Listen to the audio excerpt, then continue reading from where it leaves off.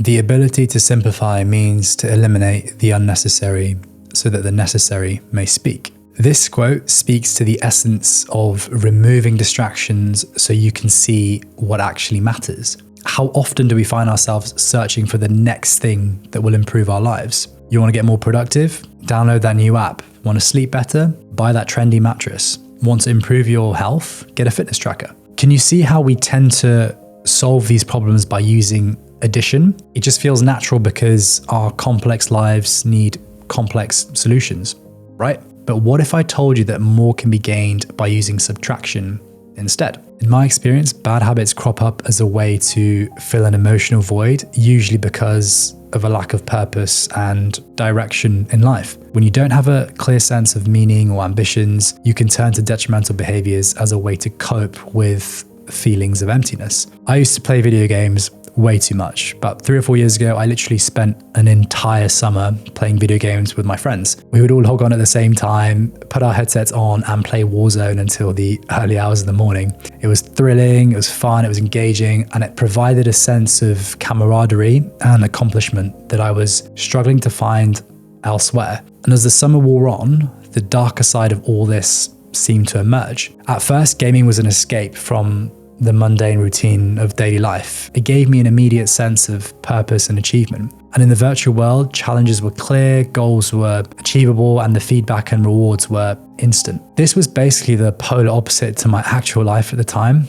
A lack of direction and purpose left me feeling adrift and unfulfilled. And the more I immersed myself in gaming, the more I could temporarily forget about my real problems. But as the days turned into weeks and then months, I could literally see the manifestations of my actions in my life. The late nights and lounging around on the sofa led to weight gain and constant feeling of fatigue. My social life outside of gaming suffered as well. I became a bit isolated to my friends and family who were not really part of my gaming world. Also, relationships began to fray as I prioritize, virtual connections than ones in real life. Rather than investing in my future by developing skills or seeking out experiences, I favored immediate gratification that came with gaming. In my mind, I could feel that opportunities in the real world were slipping away, but I still chose to play. I just couldn't kick the habit. Emotionally, I became more anxious because of the temporary highs of winning in the game were then followed by deep lows when I realized how much time I'd wasted or how little I achieved in real life. Some of you may have experienced this as well. Eventually, I reached a breaking point and decided to take steps to regain control. I set clear goals and ambitions, focusing on activities that provided long-term fulfillment and growth. And then over time, I pretty much stopped gaming because I didn't want it to interfere with my responsibilities and goals. I prioritized my physical health, reconnected with friends in real life, and pursued opportunities. I did this by removing the habit of gaming. And so today we're going through the 5 habits that are holding you back and what to do to fix them. The first habit that's ruining your life is too much screen time. No surprise. The technology we have in our pockets has revolutionized the way we connect with the world, and it's made things so easy. But this convenience comes at a cost. We are literally glued to our devices. In the UK, the average screen time on mobile devices last year was about 4 hours per day. That's crazy. This can have a knock-on effect on our mental and physical health, relationships, productivity. Here's what you can do.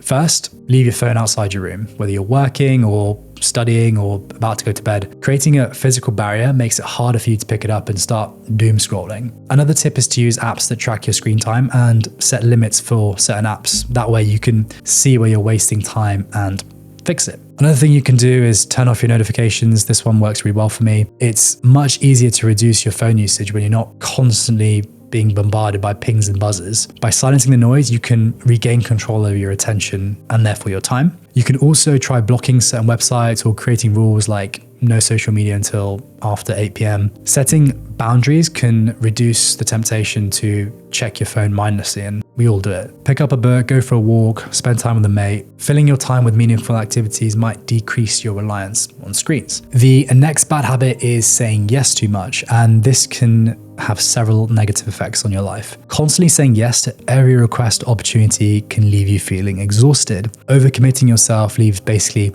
no time for rest, which can lead to chronic stress and burnout. Also, if you find yourself agreeing to too many things, it can scatter your attention and energy across various tasks. And this dilutes your ability to concentrate on what actually matters, making it harder for you to achieve your goals. And on top of this, if you're overloaded with commitments, you'll be stretched thin and the quality of your work will suffer. The best way to deal with this is by learning to say no. Genuinely, one of the most useful skills you can develop. When you say no to unnecessary things, you free up time to rest and recharge. Saying no to daily distractions allows you to focus on what truly matters to you. But how do we avoid these distractions and prioritize what's important? First, you have to recognize your limits. You can't do everything, and that's fine. Prioritize your goals and commitments. Evaluate what matters to you and what aligns with your values. Practice setting boundaries. Let people know that you're not available. Be assertive but polite.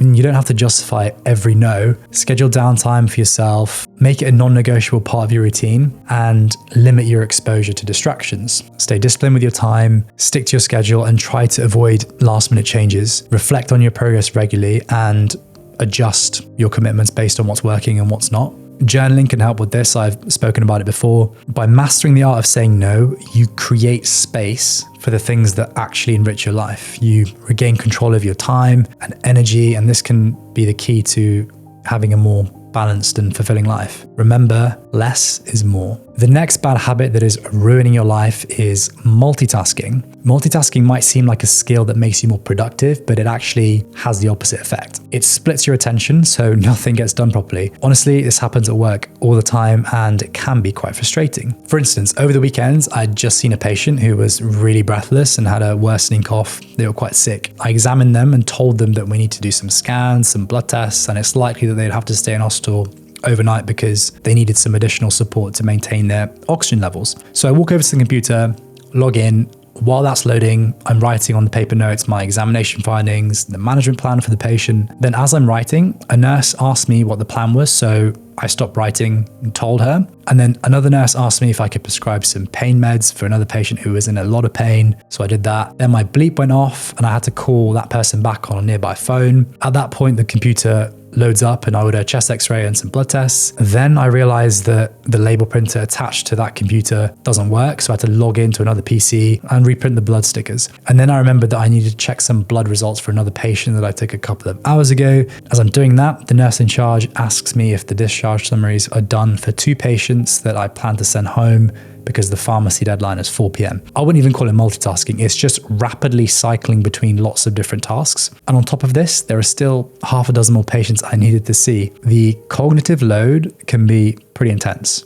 It can be exhausting. But there are certain things I do that can help me with task flow. Like, for example, you need to write things down and keep track of all your tasks. Otherwise, things will fall through the cracks and you'll forget them. You also have to prioritize tasks based on urgency and importance. You need to delegate certain tasks well. By the way, these points can still apply even if you work alone or have an office job. When you multitask, you force your brain to switch between executive functions, and this constant switching can reduce your efficiency and accuracy. Multitasking basically erodes productivity.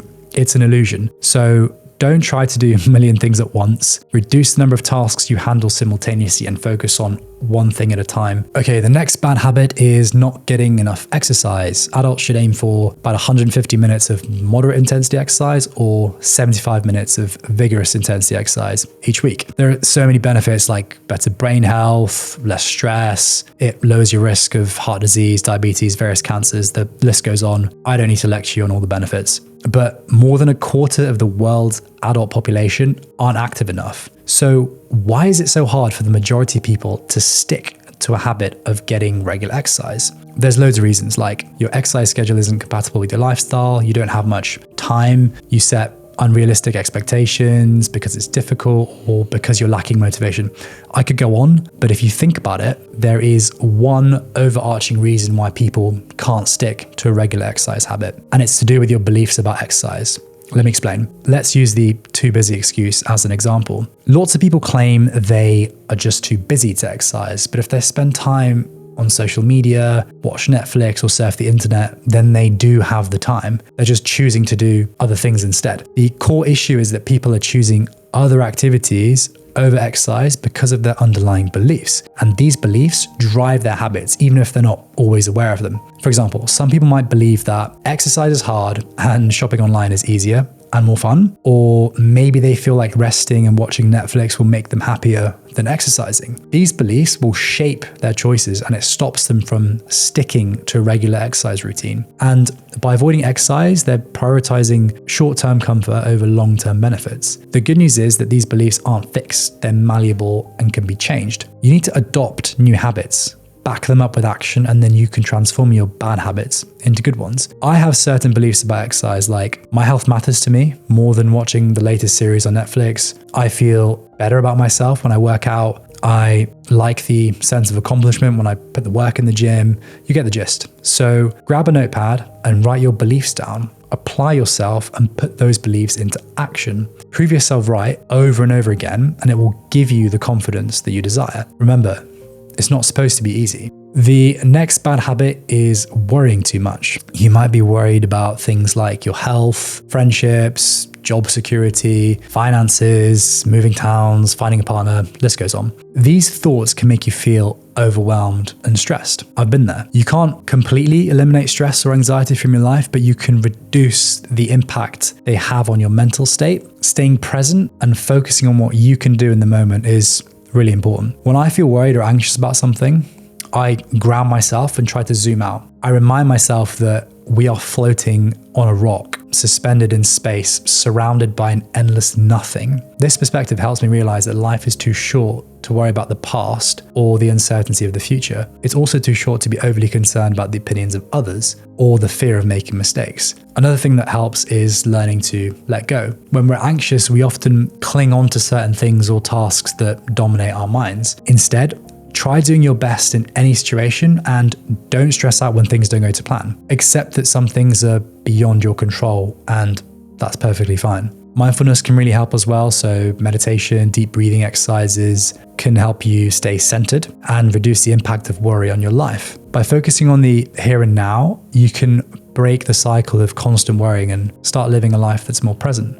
And surrounding yourself with supportive people can make a big difference too. I know that if you're worried about something, just share it with your friend or family member. A fresh perspective is sometimes all you need. Also, just talking about what's on your mind can be a good way of reducing anxiety. And remember, worrying too much doesn't change the outcome of events, but it can affect your quality of life. Okay, so to change a habit, whether you're trying to adopt a new one or to break an old one, you usually need to let go of something that holds significant value to you. This is basically why most people find habit change difficult. It's tough to release those behaviors and routines that we've grown attached to over time. First, you need to ask yourself, do you actually want to make the change? Is it a genuine desire, or is it just something that sounds cool? You need to understand your true motivation. Then you need to consider what you're willing to do to make the change. Quitting a bad habit is hard, but it's doable. It requires real effort and commitment. You need to apply yourself fully and consistently. And what you can do is focus on changing your habits in small,